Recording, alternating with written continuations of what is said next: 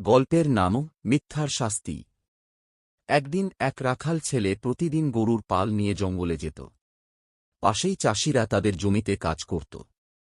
কিন্তু রাখাল ছিল খুব দুষ্ট। মজা করে চিৎকার করত, বাঁচাও, বাঁচাও, বাঘ এসে গেছে। চাষিরা ফসল ফেলে দৌড়ে আসত, আর রাখাল হো হো করে হেসে বলত, ধরা খাইছ, মজা করলাম। এভাবে দিনের পর দিন চলতে থাকল। অবশেষে একদিন সত্যিই জঙ্গলে এক বিশাল বাঘ এল।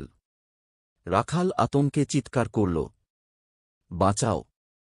এবার সত্যি বাঘ, কিন্তু কেউ এল না।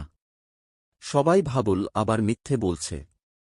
শেষে সেই বাঘ তার উপর ঝাঁপিয়ে পড়ল। পরদিন গাছতলায় পড়ে রইল ছিন্নভিন্ন দেহটা। মিথ্যা বলার এই ছিল পরিণতি।